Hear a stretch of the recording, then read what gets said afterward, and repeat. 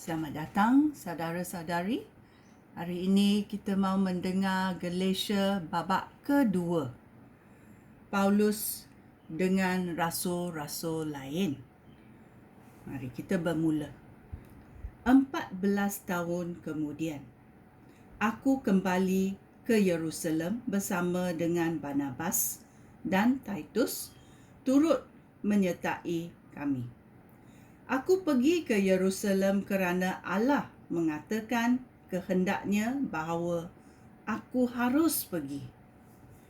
Dalam satu perjumpaan khas dengan para pemimpin Kristian di situ, aku menjelaskan berita baik yang aku kabarkan kepada orang bukan Yahudi. Aku tidak mahu usaha aku, baik yang dahulu maupun yang sekarang, menjadi sia-sia. Sahabatku Titus, meskipun dia seorang yang Yunani, tidak dipaksa supaya bersunat. Walaupun ada orang yang menginginkan hal itu. Mereka itu orang yang menyeludup ke dalam kumpulan kita dan berpura-pura menjadi saudara. Mereka mengintip kita untuk mengetahui kebebasan yang kita alami kerana bersatu dengan Kristus Yesus. Mereka mahu kita diperhamba semula.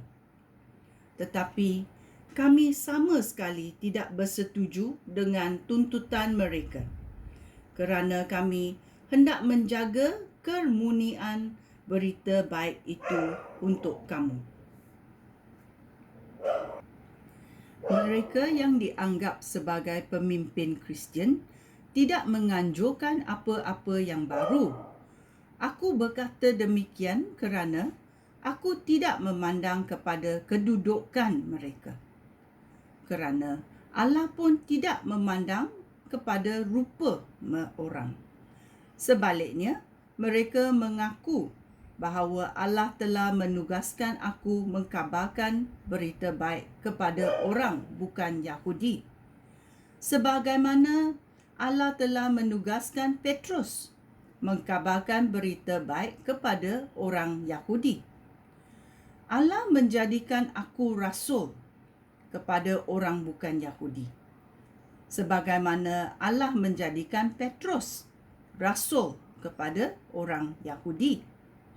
Yakobus, Petrus dan Yohanes yang nampaknya menjadi pemimpin Kristian mengaku bahawa Allah telah memberi aku tugas yang khas itu. Oleh itu, mereka berjabat tangan dengan Barnabas dan aku sebagai tanda bahawa kami ini rakan sekerja. Lalu mereka dan kami bersetuju bahawa Barnabas dan aku akan bekerja di kalangan orang bukan Yahudi, sedangkan mereka di kalangan orang Yahudi. Hanya satu permintaan mereka, iaitu supaya kami sentiasa memperhatikan orang miskin di kalangan mereka. Perkara ini memang ingin aku lakukan. Paulus menegur Petrus di Antioquia, ayat 11. Ketika Petrus datang ke Antioquia, aku menentang dia di hadapan umum kerana apa yang dilakukannya salah. Pada mulanya Petrus makan dengan saudara-saudara bukan Yahudi. Tetapi setelah beberapa orang yang diutus oleh Yakobus tiba, Petrus menjauhkan diri daripada saudara bukan Yahudi dan tidak mahu duduk makan dengan mereka. Petrus takut akan orang yang berpendapat bahawa orang bukan Yahudi yang percaya kepada Kristus pun harus disunat. Saudara Yahudi yang lain pula bersikap munafik seperti Petrus. Bahkan Barnabas pun terpengaruh untuk bersikap seperti mereka. Ketika aku melihat sikap mereka tidak sesuai dengan ajaran berita baik yang sebenarnya, aku berkata kepada Petrus di hadapan semua orang di situ, "Petrus, kamu orang Yahudi, tetapi kamu hidup seperti orang bukan Yahudi. Mengapa kamu sekarang mahu memaksa orang bukan Yahudi hidup seperti orang Yahudi?" Orang Yahudi dan bukan Yahudi diselamatkan kerana kepercayaan kepada Kristus. Ayat 15. Memang benar, kami ini dilahirkan sebagai orang Yahudi dan bukan orang bukan Yahudi yang berdosa. Meskipun demikian, kami tahu bahawa orang berbaik semula dengan Allah kerana percaya kepada Yesus Kristus dan bukan mengikut Taurat. Aku berulang lagi ayat 16. Okey. Orang berbaik semula dengan Allah kerana percaya kepada Yesus Kristus dan bukan kerana mengikut Taurat. Kami pun percaya kepada Yesus Kristus supaya kami berbaik semula dengan Allah melalui iman kita, bukan kerana kami mengikut Taurat. Dengan mengikut Taurat, tiada seorang pun dapat berbaik semula dengan Allah. Dalam usaha kami untuk berbaik semula dengan Allah melalui hidup bersatu dengan Kristus, ternyata kami masih orang berdosa juga seperti orang bukan Yahudi.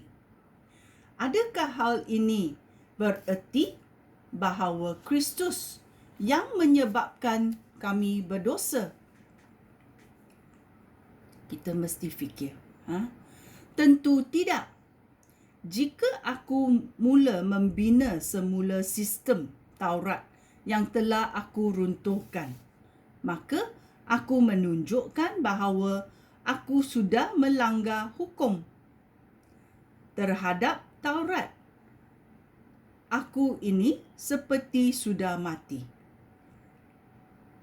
Aku telah dimatikan oleh Taurat itu sendiri, supaya aku dapat hidup untuk Allah. Aku sudah disalibkan bersama-sama Kristus. Yang hidup sekarang ini bukanlah aku, tetapi Kristus yang hidup di dalam diri aku. Hidup yang aku hayati sekarang ini adalah hidup dengan iman kepada Anak Allah yang mengasihi aku dan yang telah mengorbankan dirinya untuk aku. Aku tidak menolak rahmat Allah. Jika hubungan orang dengan Allah menjadi baik semula kerana mengikut Taurat, hal itu bererti kematian Yesus Kristus sia-sia sahaja.